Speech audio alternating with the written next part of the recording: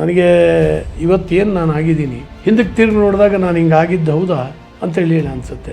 ನಾನು ಹೈಸ್ಕೂಲಿಗೆ ಹೋಗುವಾಗ ಮೂರು ದಿನ ಅನ್ನ ಇರಲಿಲ್ಲ. ಹಲಸಿನ ಹಣ್ಣು ತಿಂದು ಬದುಕಿದ್ದು, ಅನ್ನದ ಬದಲಿಗೆ ಹಲಸಿನ ಹಣ್ಣು. ನನಗೆ ಬಹಳ ಜನ ಹೇಳ್ತಿದ್ರು, ಯೂನಿಯನ್ ಗೆದ್ದು ಏನು ಮಾಡ್ತಾನೆ, ಅಲ್ಲಿ ವಿಧಾನಸೌಧ ಬಾಗಿಲು ಹುಡುಕ್ಲಿಕ್ಕೆ ಭಾಳ ವರ್ಷ ಬೇಕಾಗ್ತದೆ ಇವನಿಗೆ ಅಂತ ನಮ್ಮ ರಾಜಕೀಯ ವಿರೋಧಿಗಳು ಅನೇಕರು ಕೊಂಕು ಮಾತಾಡ್ತಾ ಇದ್ರು. ಸರ್, ನಾನು ಬ್ರಾಹ್ಮಣರಲ್ಲಿ ದೇವ್ರನ್ನ ಕಂಡಿದ್ದೀನಿ. ನನ್ನ ಮನೆಯಲ್ಲಿ ಇವ್ರದ್ದೇ ಫೋಟೋ ಇಟ್ಟಿದ್ದೀನಿ, ದೇವ್ರ ಫೋಟೋ ಇರಲಿಲ್ಲ. ನನ್ನ ಹತ್ರ ಇವತ್ತು ಸುಮಾರು ಒಂದು 7-8 ಜೊತೆ ಬಟ್ಟೆ ಇದೆ ನನ್ನ ಹತ್ರ. ಇವತ್ತೇನಾದ್ರು ಬದುಕಿದ್ರು ಒಂದು ಕಪಾಳ ಕೊಡಿತಿದ್ರು, ಇಷ್ಟೊಂದು ಬೇಕು ನನಗೆ.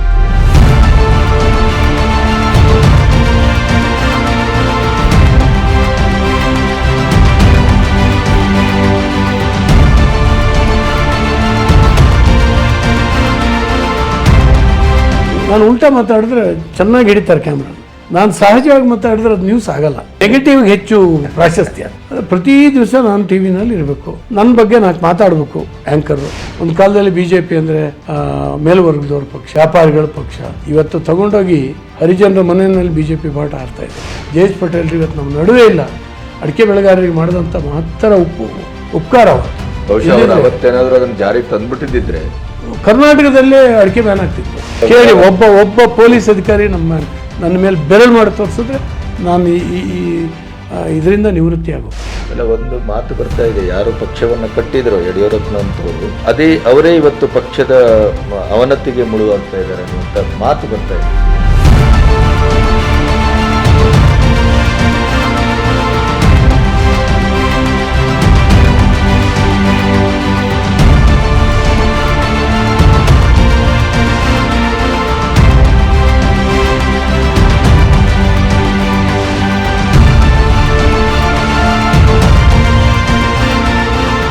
ಆಸ್ಪತ್ರೆಗೆ ಹೋಗಿದ್ದೀನಿ, ಆ ಹೆಣ್ಮಕ್ಳೆಲ್ಲ ಕಣ್ಣೀರಾಗ್ತಾರೆ.